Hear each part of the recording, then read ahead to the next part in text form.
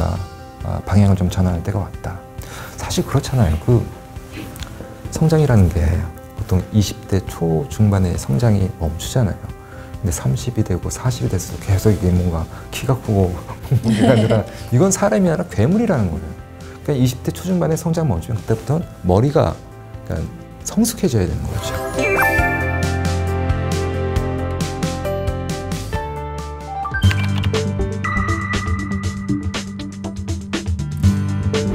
기본적으로 이제 미래 연구가 뭐라는 것인가에 대해서 먼저 말씀을 드려야 될 것 같아요. 그러니까 보통 뭐 미래학이라는 것도 있고, 뭐 미래 연구 이렇게 이제 표현을 하는데, 이 미래 연구에 대해서는 보통 뭐 미래에 대해서 예측하고 전망하는 거 아니냐 이렇게 이제 일반적으로 생각하실 수 있는데, 물론 그것도 맞습니다. 근데 미래 연구는 본질적으로 변화에 대한 연구입니다. 사실 미래에 대한 그 관심은 전 세계적으로 굉장히 높아지고 있는 상황인데, 내일이 미래가 뭐 오늘이나 과거와 같다면 우린 그렇게 치열하게 고민할 필요가 없습니다. 근데 잘 아시는 바와 같이 변합니다. 그것도 굉장히 빠른 속도로 변하다 보니까 불확실성이 높아질 수밖에 없는 거죠. 그래서 다시 말씀드리자면 미래 연구는 변화에 대한 연구이자 불확실성에 대한 지난한 도전이다. 그리고 이러한 그 변화와 불확실성에 대해서 뭐 개인이면 개인, 기업이면 기업 또는 정부가 어떻게 여기에 대해서 대응하고 또 필요에 따라서는 적응하느냐, 그리고 또 이를 어떻게 관리할 것인가가 결국 이제 미래 전략이다. 저는 그렇게 정의를 하고 있고요. 또 그런 맥락에서 결국 변화에 대한 연구이다 보니까 변화의 그런 동인들을 찾아내는 데 집중을 하고 있습니다.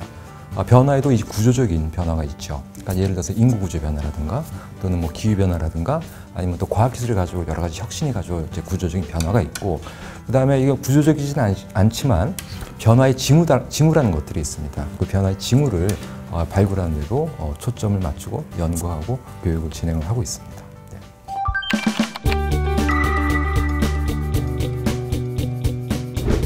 여러 이유가 있겠지만 그 한국적인 맥락에서 좀 세 가지 정도로 이제 요약을 하자면, 첫 번째로 그 변화가 굉장히 빠르게 진행이 되고 있고 불확실성이 높아지고 있다. 이렇게 불확실성이 높아지는 배경에 대해서도 한 세 가지 정도로 정리가 가능할 것 같은데, 첫 번째로 그 기후변화로 인한 기상이변, 또 기상이변으로 인한 자연재난재해의 빈번한 발생입니다. 그러니까 기존의 관측치를 뛰어넘는, 소위 뭐 작년만 하더라도 역대급이라는 얘기 우리가 2번이나 들었습니다. 역대급 뭐 홍수, 또 역대급 뭐 태풍.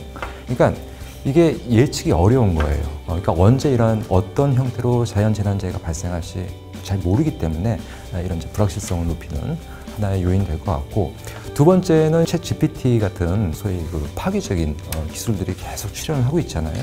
그러니까 기존에는 경험해보지 못했던 그런 새로운 형태의 그런 의외성들이 빈번하게 발현을 하고 있다. 이런 기술 혁신도 불확실성을 높이는 두 번째 요인이 될 것 같고요.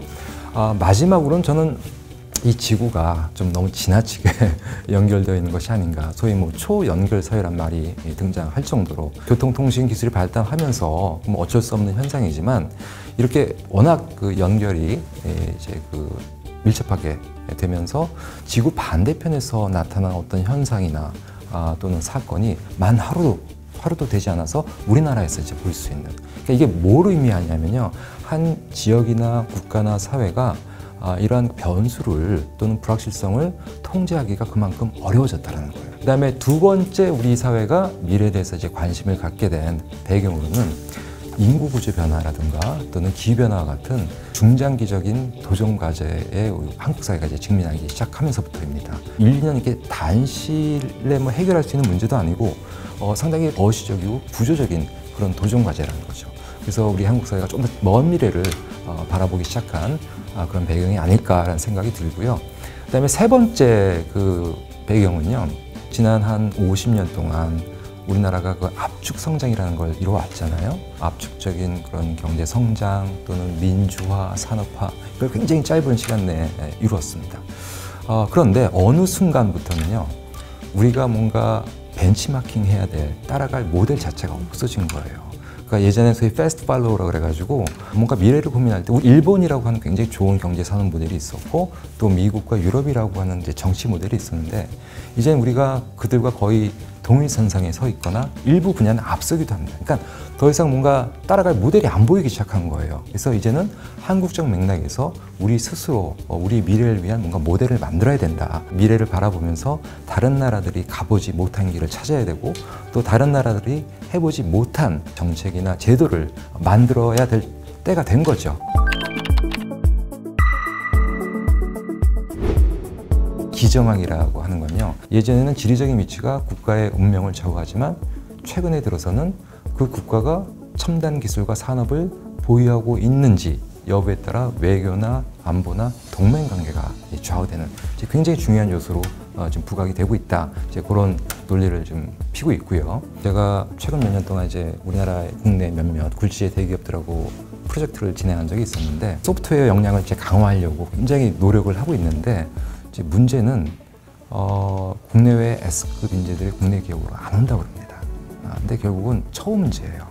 그러니까 인력을 양성하는 것도 중요하지만 이 인력을 어떻게 지킬 것인가에 대한 리텐션 전략 이거 없으면요 저희 그 기술 경쟁력 급격하게 하락할 수가 있습니다. 예.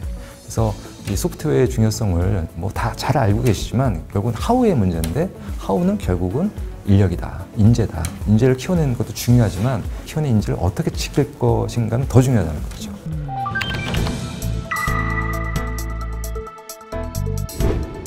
굉장히 중요한 말씀 해주셨는데 특히 우리나라 같은 경우가 이 기술의 진보와 혁신을 법과 제도가 따라가지 못하는 소위 그 규제 지체라는 게 심각하게 지금 발생을 하고 있습니다.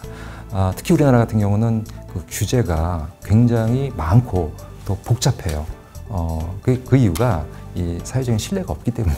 그러니까 신뢰성이 높아지면은 뭐 그렇게 복잡한 규제도 필요가 없습니다. 여러 정부에 걸쳐서 규제 개혁을 하려고 열심히 노력도 하고 또 정책도 실패봤지만 이게 잘 안 돼요. 그러니까 규제는 사실 양날의 검입니다.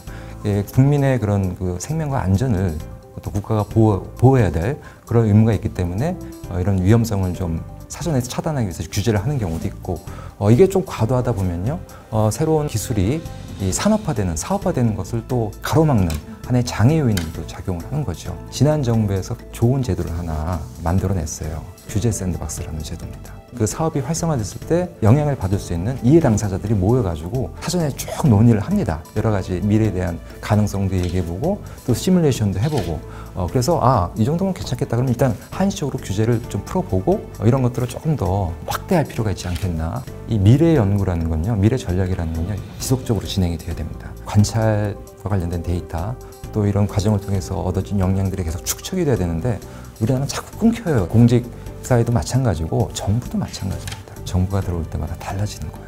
다시 리셋하고 다시 시작하고 이러기를 거의 한 20년 정도 지금 반복을 해오고 있다. 구조적인 문제가 있는 거죠.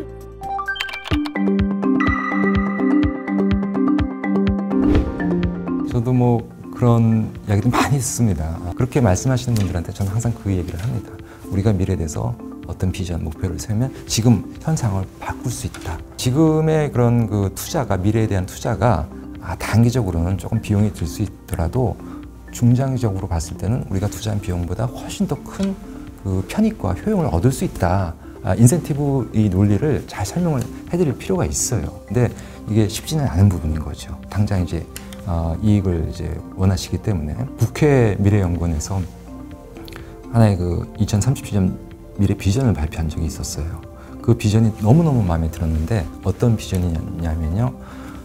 성장 사회에서 성숙 사회로.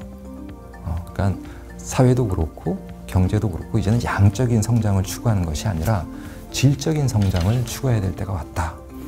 여기서 이제 질적인 경제라는 건요. 첫 번째가 이제 현 세대 내에서의 뭔가 좀 공정한 자원의 배분. 이걸 이제 질을 높이는 굉장히 중요한 하나의 키고요. 또 다른 하나는 현 세대, 그러니까 지금 살고 있는 우리 사회 구성원들과 아직 태어나진 않았거나 미성년자이긴 하지만 우리 현재의 결정과 행동에 직접적인 영향을 받을 수 있는 이 미래 세대, 그러니까 현 세대와 미래 세대 간의 이 공평한 자원 배분의 문제도 굉장히 중요하게 다뤄야 될 이슈다. 우리가 이런 그 질적 성장을 추구한다면요, 그 세대 간의 형평성, 세대 간의 정의, 이거를 전면에 내세울 필요가 있다고 생각을 합니다. 가장 중요한 가치일 것 같아요. UN에서 얘기하는 그 SDG도 지속 가능 발전도 결국은 궁극적인 목표는 미래 세대입니다. 그러니까 우리가 환경을 다 파괴시켜버리고 기후변화를 악화시키고 자원을 다 고갈시키고 또 미래 세대의 복지를 다 잠식해버리면 그분들은 뭐 어떻게 살아가겠습니까? 다음 세대도 살아야 되니까 단순히 이제 당위적인 차원을 넘어서 이제 좀 제도적으로 고민할 때가 왔다. 네, 그렇게 생각을 합니다. 네.